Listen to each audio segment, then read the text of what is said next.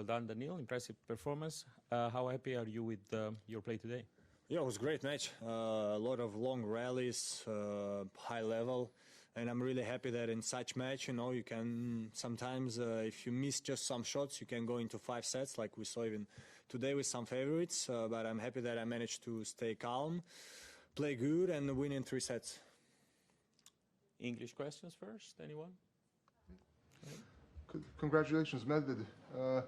Great to see you come all this way. And of course, with all the weird things happening with injuries, with these weather patterns changing and so on, how uncharacteristic is this Australian Open for you? And does it pay at all to look on the other side to see how things are progressing? Is there any sense of in all in that? Well, first of all, Melbourne was always like this. Some days super hot, and then the same day it can drop drastically the weather in the evening. So I think what I saw from the forecast, we don't have that much hot days coming, which is a little bit strange for Melbourne. So maybe that's the only thing. And at the same time, as I say, I remember, what was it, 2021? It was pretty cool. Then one day I played Rublev. It was brutal.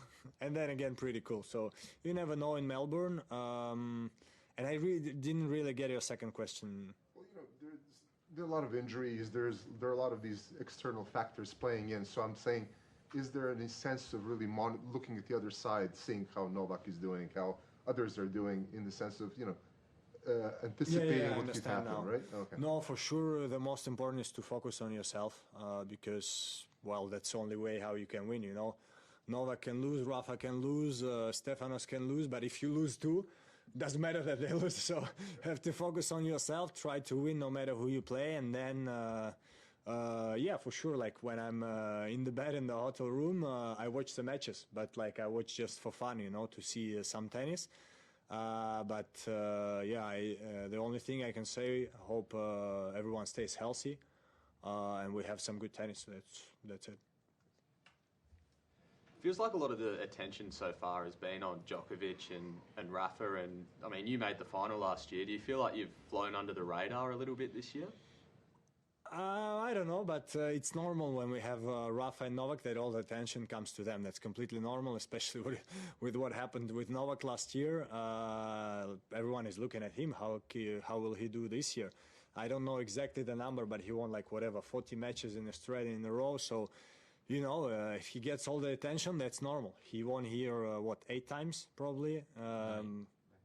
All of this small, we can talk about the achievements, and again, normal that he gets all the attention.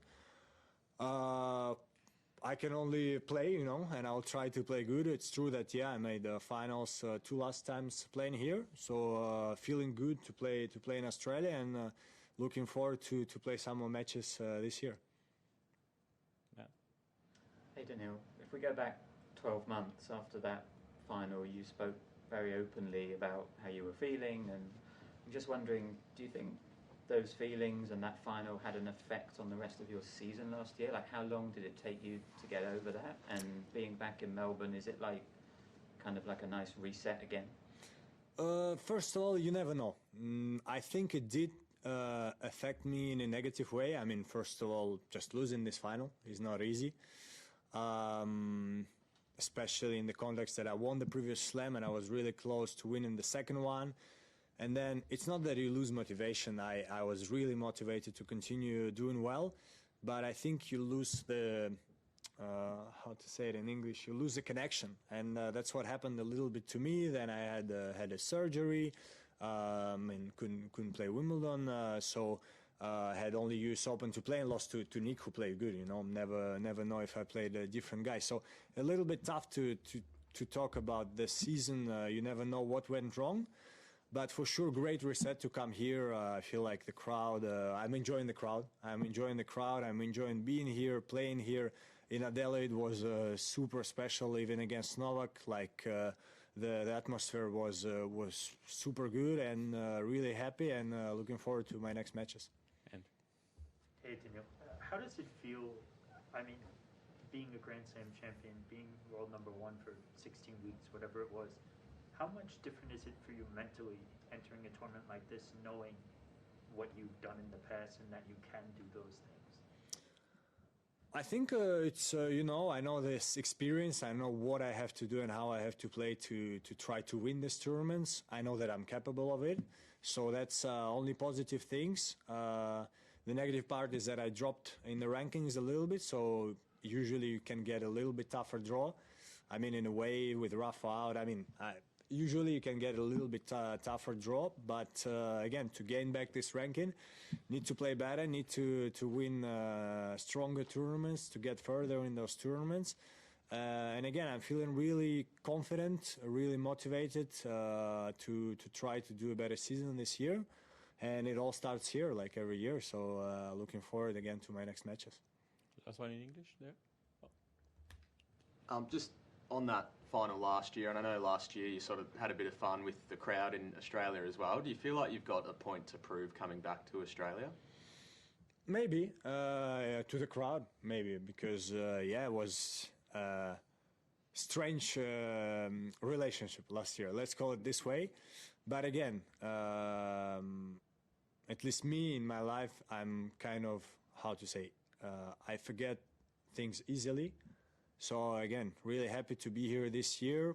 Just played 2 matches, played against an Aussie today, and was great atmosphere. Again, for sure they're gonna support him more, but I mean, was really great playing on Margaret court, playing on Rod Laver the other day. So I don't know if I have something to prove, but hopefully it's gonna be working well like it does right now. Matt, last one. You were sort of joking with Jim Courier on the court afterwards about sort of your physique compared to someone like Martin Fucsovics.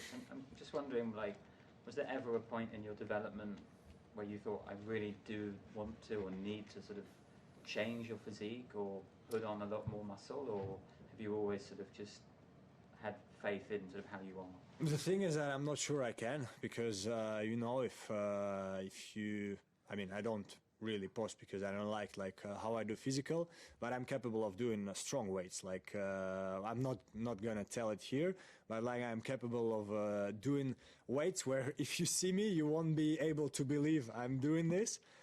And in a way, my muscles develop. I know it because I can run faster, stronger for a longer time, not get injured as much as I have in the beginning of my career. And that was the goal with my physical coach. And we work really hard in the gym. The only thing that it won't show on my body, but it was always like this. Like I remember when I was 16 years old, I was still practicing in Russia at one moment. So it's the age where you can kind of develop physically, and usually you can develop muscles. So my physical coach at the time said, okay, we're gonna do, I think we did pretty much like 4 sessions in the gym at like real musculation with protein shakes after whatever. And literally you can't see anything. I become stronger. I know I become stronger. I can lift stronger weights. But looking in the mirror, nothing changes. So that's just how I am, and I like it. So yeah.